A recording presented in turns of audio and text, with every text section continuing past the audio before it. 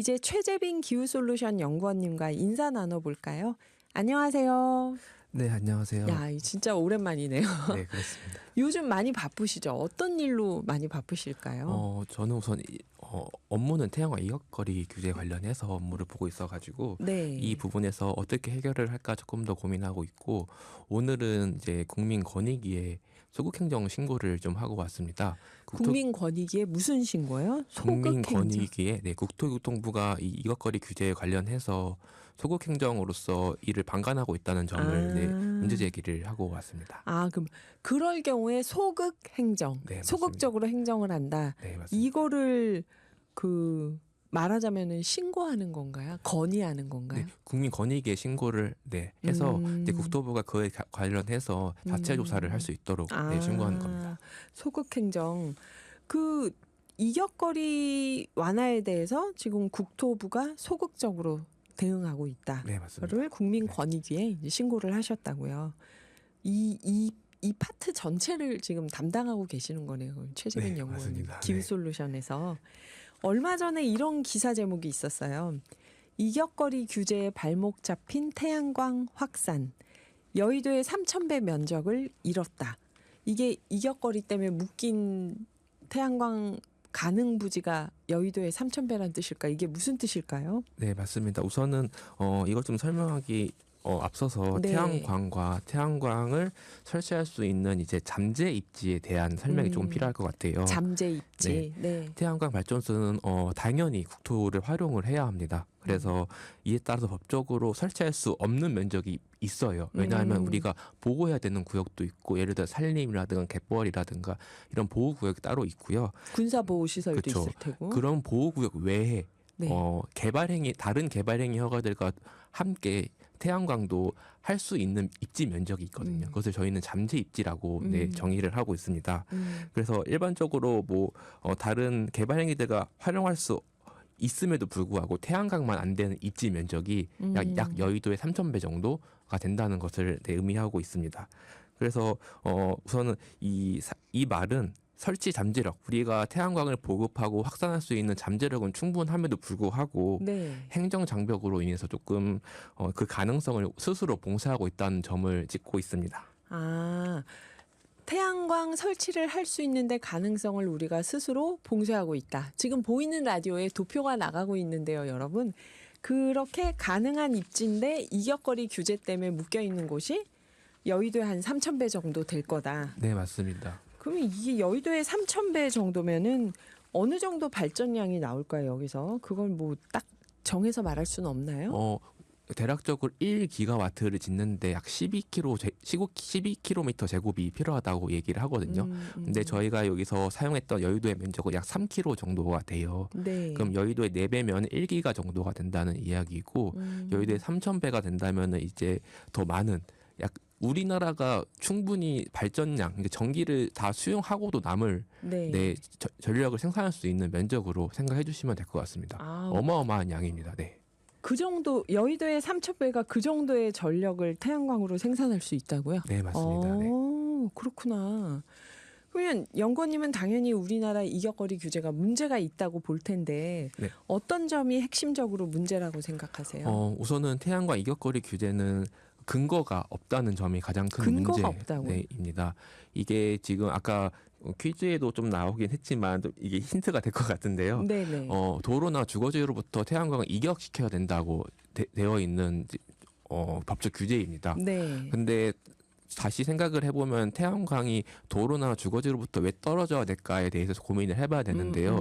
도로에서 떨어지려면은 도로 주행에, 운행에 있어서 방해가 되거나 혹은 주거지로부터 떨어져야 된다면은 주거 환경에 있어서 영향을 미친다거나 이런 근거가 있어야 이런 것들을 원래 도입하는 게 맞다고 생각을 합니다. 하지만 그런 것이 없음에도 불구하고 기초지자체에서 이를 도입하고 있다는 점이 가장 큰 문제이고요. 두 번째는 이것을 적극적으로 해결해야 할 중앙정부, 기초지자체 이 두 정부 기관들이 이를 해결하려고 하고 있지 않다는 점이 가장 큰 문제라고 생각을 하고 있습니다. 네네. 주거지에서 이격 떨어져야 돼. 지금 망설이셨는데 힌트 팍팍 주셔도 됩니다. 네, 퀴즈에. 주거지에서 일정 거리 떨어져야 된다면은 사실 주거지 바로 옆에 태양광 발전이 있어야 그 전력을 생산하고 소비하는 주체가 돼서 더 효율적으로 전기를 사용할 수 있는 건데 그거를 주거지에서 굳이 떨어지라고 한다면은 이게 앞뒤가 안 맞는 거잖아요, 지금. 네, 맞습니다. 이게 주거지와 말씀하신 것들 생산지와 소비지가 일치해야 된다는 네. 이야기를 해주신 부분인데요. 태양광이 가장 큰 장점이 바로 그것입니다. 우리가 분산형 에너지라고 보통 얘기를 하고 있고 이 분산형 에너지의 장점은 소비지랑 생산지가 일치해서 그 유통 과정이라고 보면은 유통 과정 안에서 소비된 소멸되는 상쇄되는 전력이 없거든요. 그러니까 전력을 생산하는 만큼 소비할 수 있다는 점이 가장 큰 장점인데 그 점을 활용할 수 있는 게 태양광 에너지의 가장 큰 장점입니다. 네. 그 이격거리 근데 이렇게 이격거리 규제를 도입을 한 배경에는 그 또 이렇게 소극 행정을 하고 있는 건 여론의 어떤 기피하는 여론이 있기 때문이 아닐까요? 네, 맞습니다. 이게 보통 이격거리 이야기를 하면은 우선 주민 수용성 이야기를 많이 얘기들 하시는데요. 근데 거기서 저희가 좀 봐야 되는 부분은 이 주민 수용성을 과연 태양광 이격거리 규제가 보호하고 있을까? 과연 지역 주민들의 민원을 그거를 해결하는 게 기초지자체 역할이었는데 이거를 해결하고 있을까? 좀 질문 던져야 되는데요. 네. 왜냐하면 우리는 어쨌든 기후위기 대응과 에너지 전환을 위해서는 이 태양광을 잘 활용하는 게 가장 효과적인 방법입니다. 근데 이 효과적인 방법을 아예 등한시하고 아예 배제하는 방향으로 지금 이격거리 규제가 도입되고 있는 것이 좀 문제라고 생각을 하고 있습니다. 적극적으로 태양광이 어떤 건지 알린다거나 가짜 뉴스를 좀 새롭게 홍보를 한다거나 이런 거 아무것도 없이 잘못된 가짜 뉴스를 기준으로 사람들이 갖고 있는 편견을 여론에 반영하고 그것 때문에 안 된다라고 하고 있다는 네, 거죠. 맞습니다. 그리고 그 여론도 과연 그 여론이 실제 존재하는 건지도 한번 확인을 해봐야겠는데요. 실제 존재하고 있느냐는 의미는 태양광을 반대하는 분들도 분명히 있으실 거고 맞아요. 반대로 찬성하시는 분들도 충분히 계십니다. 그 요즘은 태양광 주택 태양광 지원한다면 막 서로 하고 싶어 하시잖아요. 네, 맞습니다. 제가 만나봤던 분 중에는 되게 저도 조금 많이 고민을 했던 분인데 태양광 발전으로 해서 자가용 발전은 하고 계시는 분인데 그 마을에 태양광 발전 설비가 들어오면 또 반대하시더라고요. 네, 그래서 이 부분들은 또 어떻게 풀어나가야 될까라는 고민을 많이 했습니다. 네. 우리 집에 태양광 설치는 할 수 있는데 우리 동네에 좀 규모가 큰 태양광 발전소 들어오는 걸 싫어하는 네, 건가요? 맞습니다. 이 규모가 크다는 건 조금 사람마다 주관적인 판단이 들어갈 것 같은데 보통 우리가 말하고 있는 소규모 태양광이 100kW 이하라고 이야기를 하고 있거든요. 네. 그런 이하의 발전소 설치 자체도 반대하고 계시는 분들도 많았습니다. 그 이하의 100kW 이하의 발전소도 네. 설치하는 걸 반대하는 분들이 있었다. 이격거리 규제가 사실 태양광 발전 확산을 막는 또 재생에너지 전환을 가로막는 주요 요인으로 꼽히고 있는데요. 최재빈 연구원님과 태양광 이격거리가 뭐가 문제인지 예전에도 우리 한번 얘기한 적이 있는데 오늘 좀 더 자세히 들어가서 얘기 나누고 있어요. 외국은 어떻게 하고 있는지 그런 얘기를 우리가 죄송합니다. 아닙니다. 네, 음악을 듣고 2부에서 이어가 보겠습니다. 이격거리 규제가 없어지면 전국의 농촌이 태양광 사업자들이 막 들어와서 서로 거기 태양광 세우려고 하다가 우리 농지도 줄어들고 동네마다 싸움 나고 농촌이 피폐해질 것이다. 그러니까 뭔가 막 건설 사업이 들어온다는 생각을 하게 되는 거죠. 이런 우려의 목소리는 어떻게 보시나요?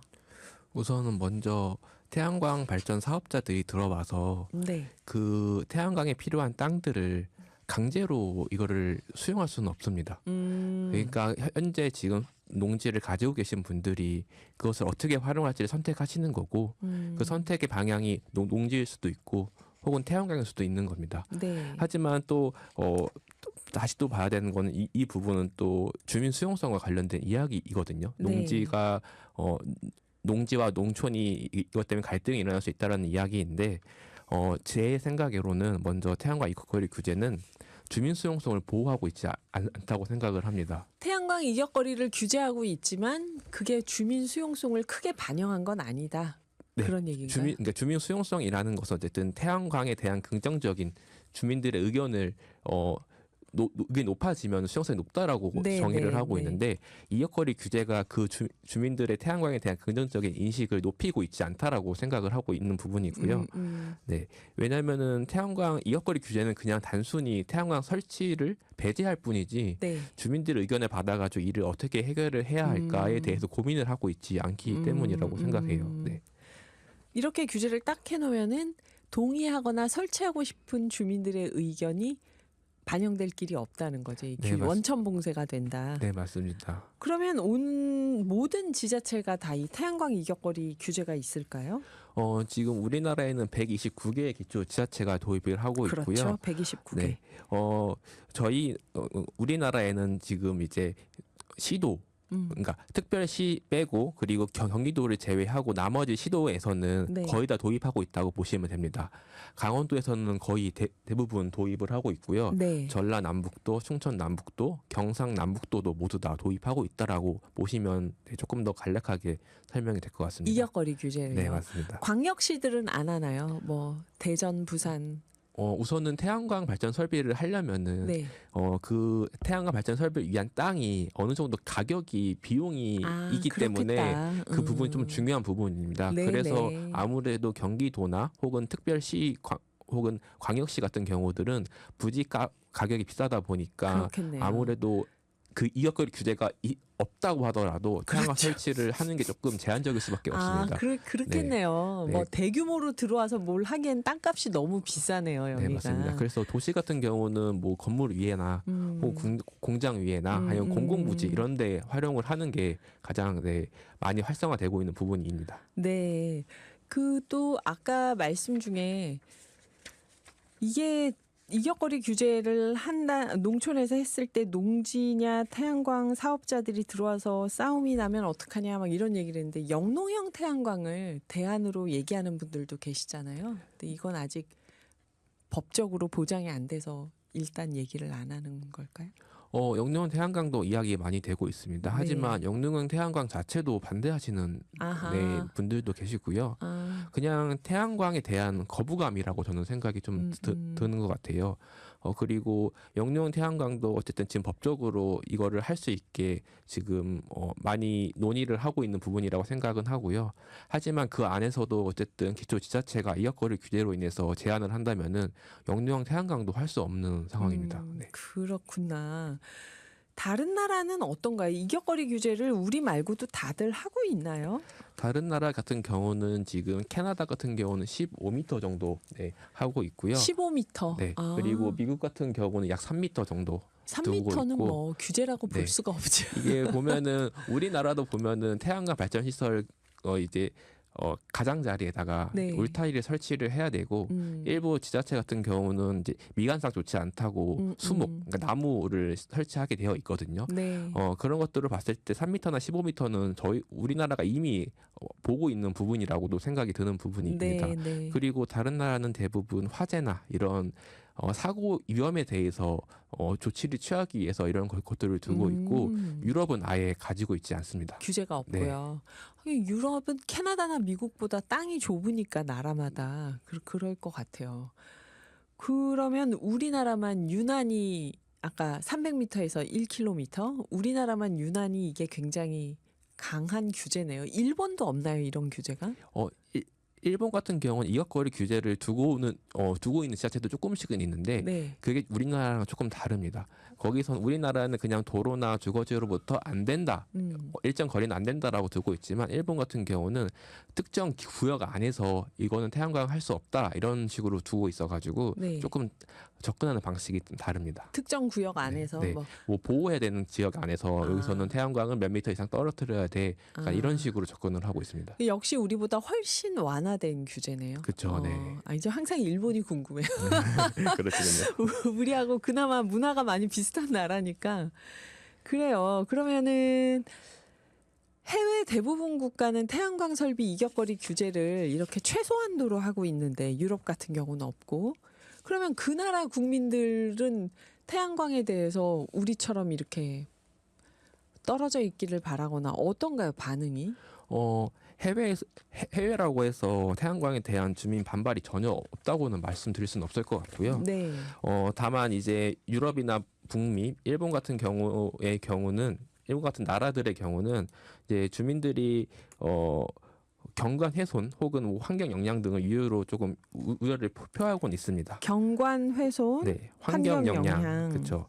하지만 이런 것들을 우리나라와 다르게 법적으로 규제를 해서 원천적으로 배제하는 것이 아니라 태양광은 이제 해야 된다는 정부 정책 하에서 이거를 어떻게 풀어나갈까, 그리고 환경 영향이 다른 부정적 영향이 없다라는 점을 조금 강조하고 있고, 경관에서 또 아까 말씀드린 것처럼 뭐 주변 나무를 심는다거나 하는 식으로 다른 대안들을 찾아가고 있고, 그리고 추가적으로 이제 지역 주민들이 참여할 수 있는 주민 참여형 제도 같은 거, 네. 이익공유제 같은 거 우리나라 많이 이야기하고 있는 그런 제도들을 도입함으로써 이를 어떻게 해결할지를 정확히 알고 그 방향성을 잡고 가고 있습니다.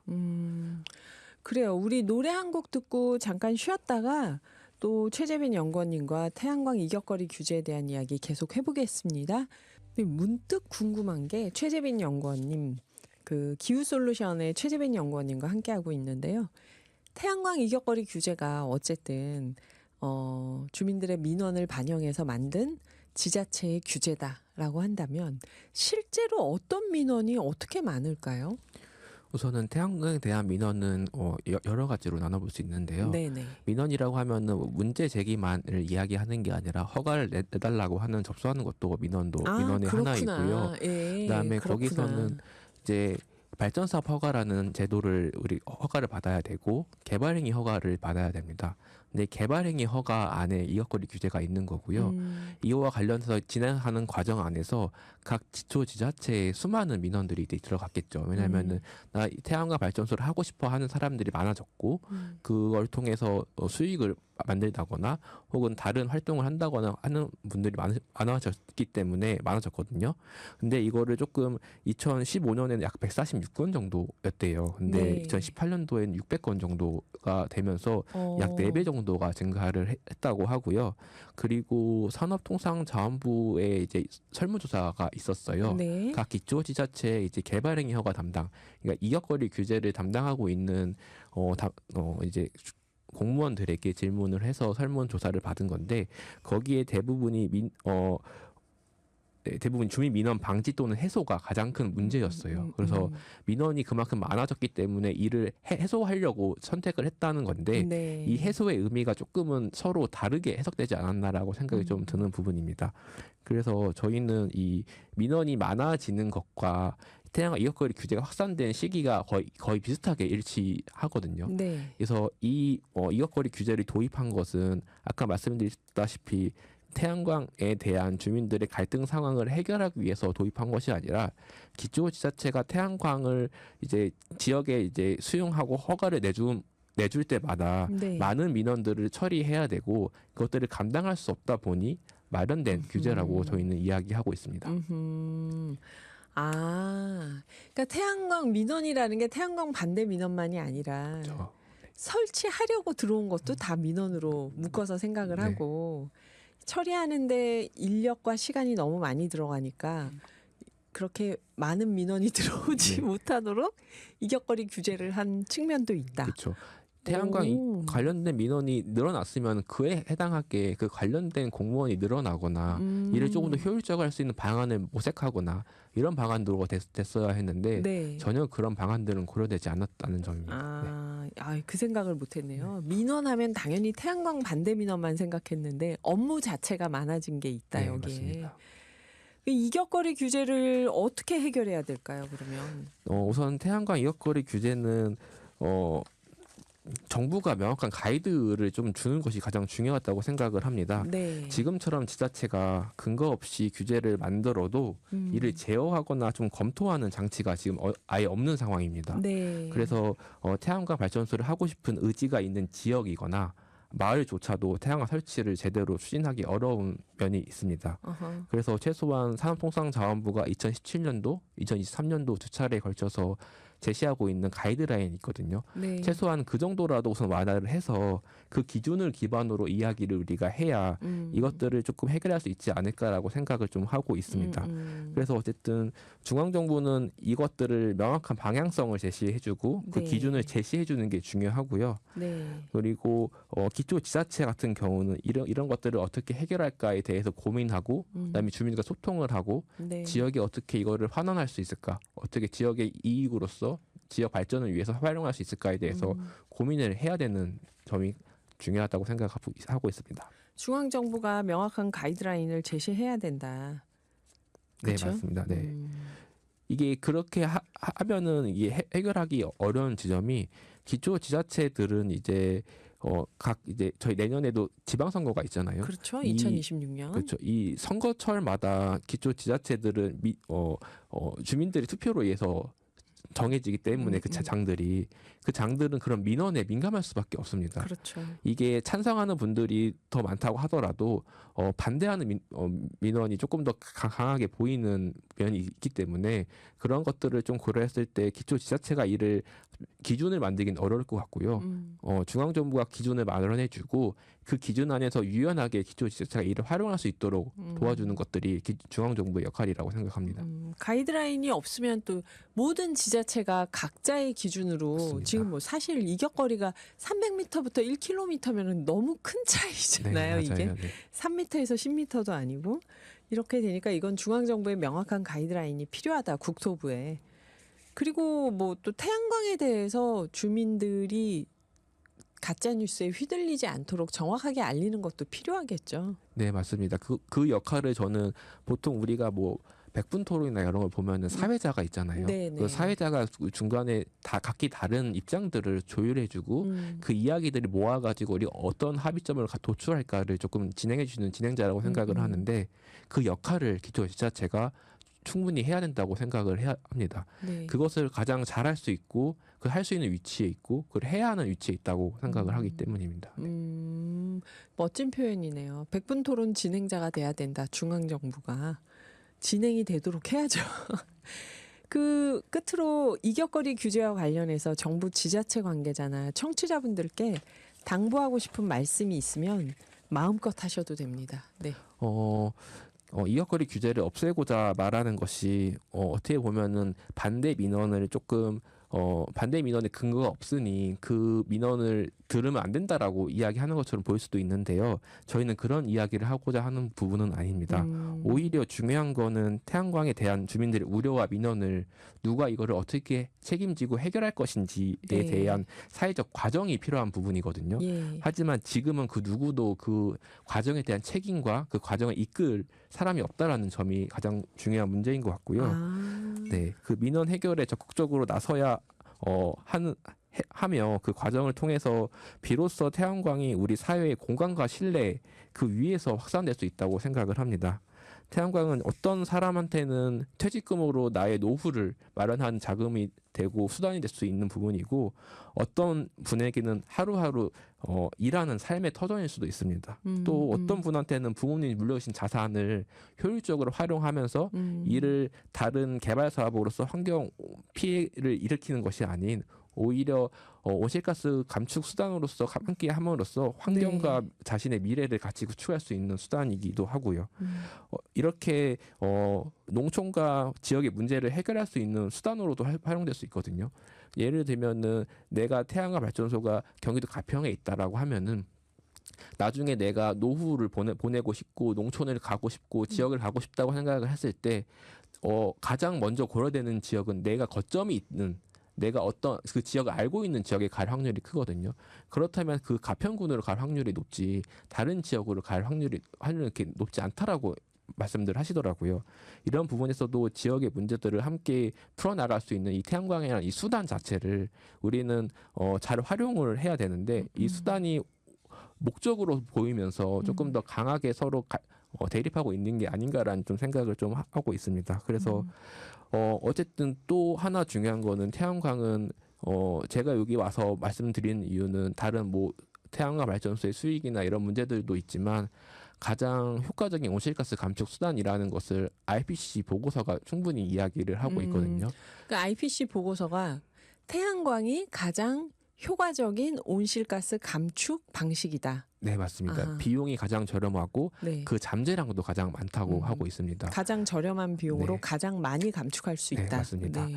그래서 그런 부분들이 있기 때문에 태양광은 단순한 그냥 에너지 설비라고 생각하실 게 아니라 누군가에게는 삶이고 지역에서는 미래가 될 수 있습니다. 그래서 이러한 우리는 태양광을 둘러싼 갈등을 회피하거나 잠재우는 게 아니라 오히려 함께 해법을 찾고 공존의 방식을 설계해 나가는 이러한 사회적 상상력이 필요하고 추가적으로는 제도가 또 필요할 수도 있습니다. 그런 것들을 하기 위해서는 이격거리 규제가 없어져야 이런 논의가 저는 가능하다고 생각을 하거든요. 있는 상황에서는 대화가 어렵다는 저는 생각을 많이 했어요. 이미 시소가 한쪽에 기울어진 네, 상태에서 네. 대화가 안 된다는 네. 거죠.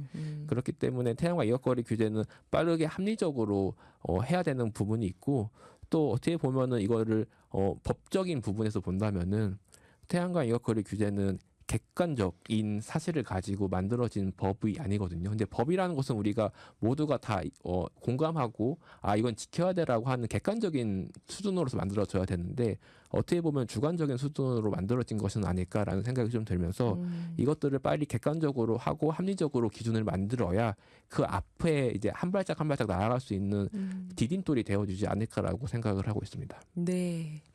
오늘 태양광 발전 확산을 막는 주요 요인 태양광 이격거리 규제에 대한 이야기 최재빈 연구원님과 나눠봤는데요. 기후솔루션의 최재빈 연구원님이 이것만 집중적으로 지금 연구하고 개선하려고 사방팔방 뛰어다니시는 거잖아요. 네, 소극행정 신고도 하고. 그래요. 좀 확실한 정보를 들을 수 있는 시간이었다고 생각합니다. 다음에 또 태양광 이격거리 규제에 대해서 좀 더 진행된 이야기 부탁드릴게요. 오늘 나와주셔서 감사합니다. 네, 감사합니다.